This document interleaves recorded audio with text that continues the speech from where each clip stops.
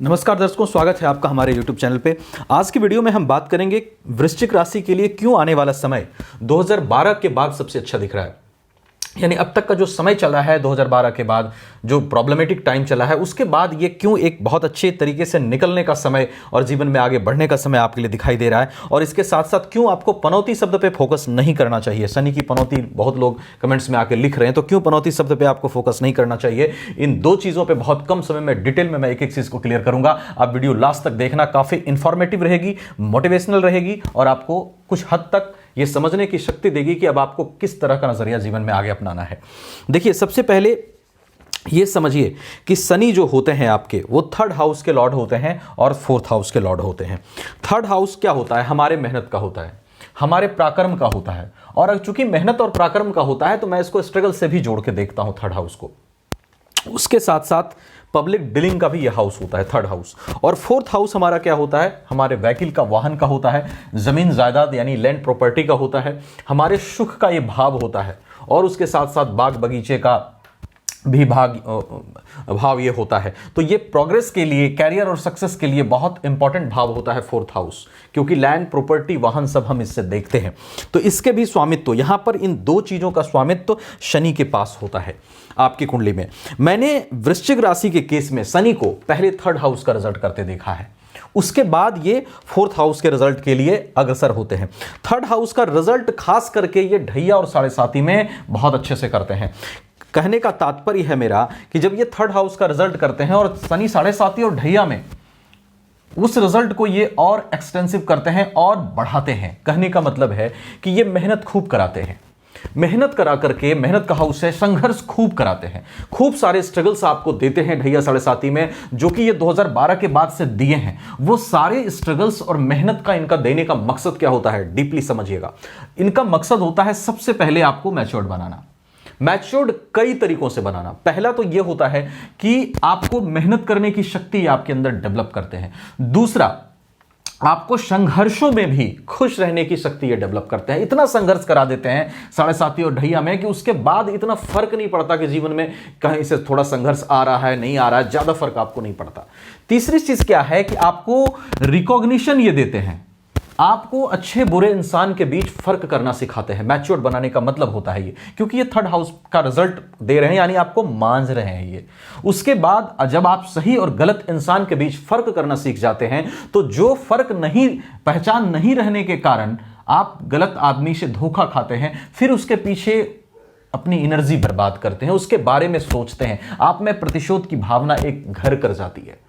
तो उस चीज को शनि, उस चीज से शनि बाहर निकालते हैं। कैसे निकालते हैं कि भाई तुम पहचानना सीख लो कौन आदमी कैसा है, और अच्छे आदमी के साथ अच्छा बिहेव करो, बुरे आदमी को इग्नोर करो, उसके साथ रिलेशन ही नहीं रखना। तो फिर तुमको प्रतिशोध की भावना के पीछे अपनी एनर्जी बर्बाद नहीं करनी पड़ेगी। ये मैच्योरिटी शनिदेव आप में लाते हैं। शनि को पता है कि वृश्चिक राशि बहुत साफ दिल का आदमी है। अगर वृश्चिक राशि को कोई अच्छा आदमी दिल पे हाथ रख के एक बार दिल की बात पूछे, रो देगा सामने।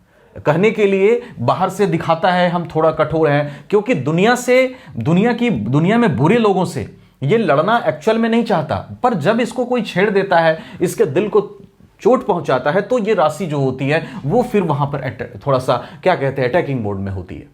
तो उस चीज को यहां पर शनि मैच्योर्ड करते हैं, स्ट्रगल्स करना आपको सिखाते हैं, रिकॉग्निशन देते हैं। और ये सारी चीजें 2012 से लेकर अब तक शनिदेव ने किया। उसके साथ साथ शनि आपको अध्यात्म से जोड़ देते हैं। थर्ड हाउस का रिजल्ट और अध्यात्म से आपको इन्होंने जोड़ा 2012 से लेकर के अभी तक।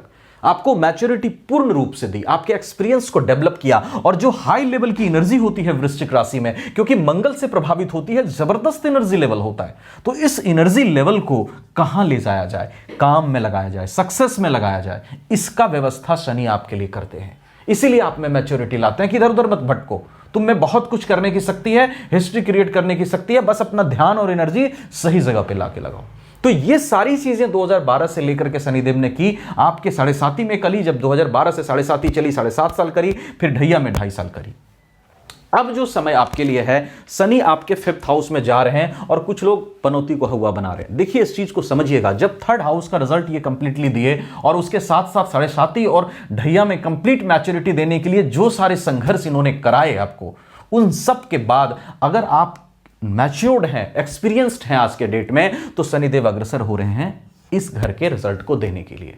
क्योंकि अगर शनि सर्वथा नेगेटिव रिजल्ट करेगा वृश्चिक राशि के लिए, तो क्या वृश्चिक राशि को कभी जमीन हो सकता है, जायदाद हो सकता है, वाहन हो सकता है? क्योंकि उसका लॉर्ड यहां पे शनि है। जबकि होता है, और बहुत अच्छी खासी सक्सेस भी कई वृश्चिक राशि वालों को मिलती है 35 के बाद। अच्छे अच्छे लोगों की कुंडली वृश्चिक राशि की होती है। तो आपको उस चीज से बाहर निकलना है अब। तो समझिए इस चीज को कि कहीं ना कहीं 4th हाउस के रिजल्ट्स को देने के लिए अब आगे बढ़ रहे हैं, क्योंकि इन्होंने लंबे समय तक 2012 से लेकर अभी तक संघर्ष कराया। तो ढैया खत्म हुई, आपको 7.5 खत्म हुई, फिर ढैया खत्म हुई, 5th हाउस में शनि आए। आप पनौती की चीजों को, पनौती को अपने दिमाग से निकाल दीजिए। आप इस चीज को समझिए कि if you are matured and experienced, Shani is longing willing to give the result of 4th house. वहां पर आप फोकस कीजिए, क्योंकि ढैया और 7.5 किसको लगती है? चंद्रमा को। चंद्रमा को प्रॉब्लम हुई, चंद्रमा पर दृष्टि रही, चंद्रमा को 7.5 लगी, आपका मन है, चंद्रमा मन को काफी डिस्टर्ब किया, लेकिन मैच्योर किया, तपा दिया आपको शरीर से, बन से। तो वहां से अब पनौती के डर से आप बाहर निकलो, आप पनौती को दिमाग से हटा दो, क्योंकि फिर शनि का गोचर आगे जाकर के 6th हाउस में होगा। 6th हाउस में नीच के शनि बैठेंगे। पाप ग्रह जब भी बैठते हैं त्रिक भाव में नीच के, बहुत अच्छे रिजल्ट्स करते हैं। 7th हाउस में शनि अच्छा है, तो आगे जो प्लेसमेंट है सब शनि का, वो आपके लिए बढ़िया। और यहां भी प्लेसमेंट बुरा नहीं कहूंगा मैं 6th हाउस और 7th हाउस का प्लेसमेंट बताया कि वहां बहुत अच्छा होता है, लेकिन इसका प्लेसमेंट बुरा नहीं, यहां पर भी प्लेसमेंट बहुत अच्छा है। और आपको उस डर से बाहर निकलना है। आप अपने सबकॉन्शियस माइंड में इस चीज को सेट करिए कि टोटल अब अगर देखूं 2012 से तो लगभग 12 साल हो गए। 12 साल आपको मैच्योर बनाने के बाद व्हाई यू आर फ्रीकिंग? अभी भी क्यों आपके दिमाग में यह चल रहा है कि शनि आपको नेगेटिव इफेक्ट ही देगा? इस चीज को समझो आप, शनि आपको पीड़ा पहुंचाने के लिए नहीं है, शनि आपकी कमजोरियों को खत्म करने के लिए है, शनि आपको एक सही डायरेक्शन देने के लिए है। उस चीज को जिस दिन आप समझ जाएंगे, आप शनि से डरना छोड़ देंगे। तो पनौती के डर को निकालिए दिमाग से। और जो 12 ईयर्स का आपको पेन है, 12 ईयर्स के पेन से, स्ट्रगल से जो स्थिति आपके लिए आज उत्पन्न हुई है, जो मैच्योरिटी आपके लिए उत्पन्न हुई है, जो एक्सपीरियंस आपके लिए उत्पन्न हुआ है, यूटिलाइज दैट, उसको यूटिलाइज कीजिए। बगैर कि आप इस चीज पर फोकस कीजिए कि पनौती में यह समस्या होगी, वो होगी, कुछ नहीं। समझिए इस चीज को, शनि अगर आपको मैच्योर नहीं बना पाया है तो 7.5 और ढैया नहीं भी चलेगी, प्रॉब्लम देगा। अगर मैच्योर बना दिया है तो हो सकता है 7.5 और ढैया में भी प्रॉब्लम ना दे आपको। यह बात आपको समझनी होगी। Utilise the knowledge of Saturn. Saturn को मौका ही नहीं दीजिए नेगेटिव इफेक्ट करने का। जो चाहता है सैटर्न कि आप अपनी एनर्जी को सही दिशा में लगाएं और इग्नोर करें उन लोगों को जिन लोगों ने गलत किया, उनको आप मत उनके पीछे पड़े रहिए। अध्यात्म से जुड़िए और आगे बढ़िए। और इसके साथ देखिए शनि आपकी कुंडली में किस अवस्था में बैठे हैं, सबके लिए एक जैसा रिजल्ट नहीं है। बाकी ग्रहों की पोजीशन आपके चार्ट में कैसी है, इन सभी बातों पर प्रेडिक्शंस निर्भर करते हैं। तो एक बार अपनी चार्ट भी जरूर दिखा लीजिए, कहीं महादशा किसकी चल रही है, अंतरदशा किसकी चल रही है, षटबल में ग्रहों की क्या स्थिति है, अष्टकवर्ग की क्या स्थिति है, इन सब चीज़ों को एक बार देख लीजिए। हमसे दिखाना चाहें आप व्हाट्सएप नंबर पर व्हाट्सएप कर सकते हैं, वीडियो डिस्क्रिप्शन में आपको नंबर मिल जाएगा। वीडियो को लाइक करना, शेयर करना और चैनल को सब्सक्राइब करना बिल्कुल मत भूलिएगा, क्योंकि मैं हमेशा कोशिश करता हूं कि आपको एक सही मोटिवेशन दे सकूं, सही डायरेक्शन में आपको गाइड कर सकूं। Thank you so much.